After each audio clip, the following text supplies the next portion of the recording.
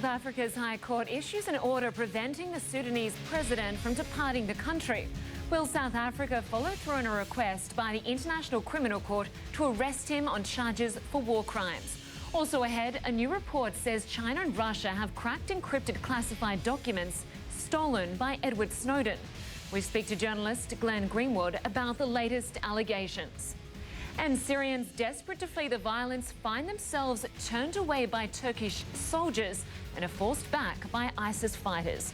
We'll have more on their plight and speak to the man behind these photos. Live from CNN Center, this is Connect the World. Hello, I'm Linda Kincaid. We begin in South Africa, where the president of Sudan is waiting to hear whether he will be arrested on charges for war crimes. Omar al-Bashir is in South Africa for the African Union Summit. The court has barred him from leaving the country until it can rule on a request by the International Criminal Court to arrest him. Let's bring in CNN's Diana Magnay live from Johannesburg. And Diana, a South African court has issued this ban, which should stop the leader from leaving the country. What's meant to happen next? Well, the High Court judge has postponed the hearing until tomorrow morning to give the state more time to gather its thoughts and collect its arguments. It will then resume tomorrow, and the judge will eventually rule on whether he believes that President Bashir can leave the country or not. But bear in mind, he arrived yesterday for the African Union Summit, and he's due to leave at the end of the day tomorrow. So the clock is ticking. President Bashir himself didn't seem particularly bothered. He appeared in the front row of the AU photo opportunity, gave a thumbs up to reporters and was welcomed in the opening speech by the chairwoman of the African Union. So as far as the AU is concerned, it appears to be business as usual.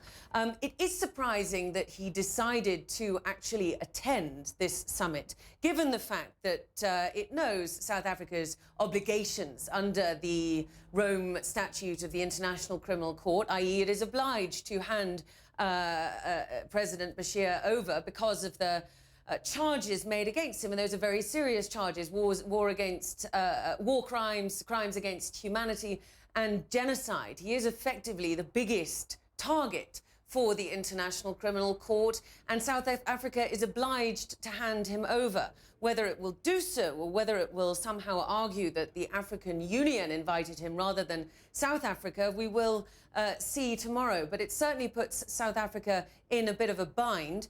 But at the end of the day, it will be the decision of the High Court that counts. Linda? And speaking of the support within the African Union, I understand some of the members believe that the ICC should not bring proceedings against a sitting leader.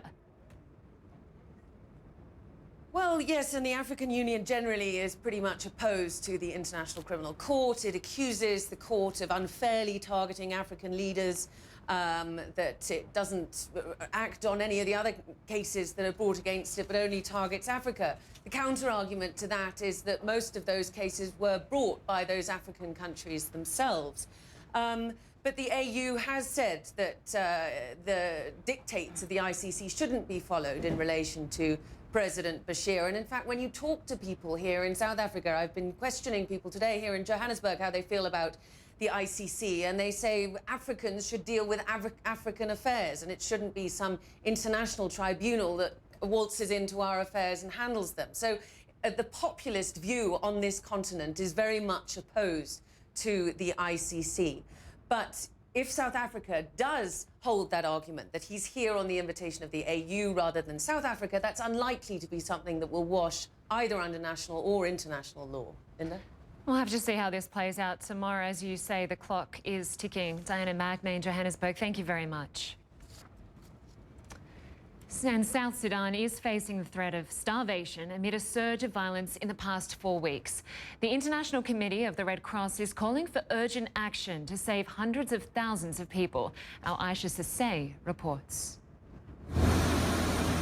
Villages in South Sudan, surrounded by vast land, used to grow food during Sudan's short planting season. But what is not planted cannot grow. Fighting in and around the town of Lear in central South Sudan has sent some 100,000 people fleeing for their lives. They take all our car, they burn up all the food for the civilian, and they take all the lady, and they even kill all the young kids. And brought agriculture in the region to a screeching halt. We're going into rainy season, which also means that if they haven't had the chance to plant their seeds until now, they do not have any food stocks for the coming months.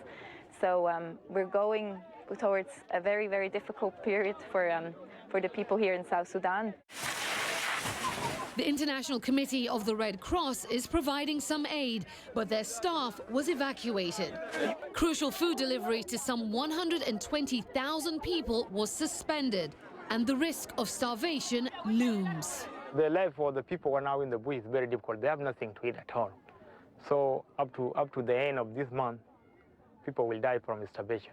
USAID says South Sudan is in a crisis situation and needs immediate help to avoid famine. Aisha Sasay, CNN.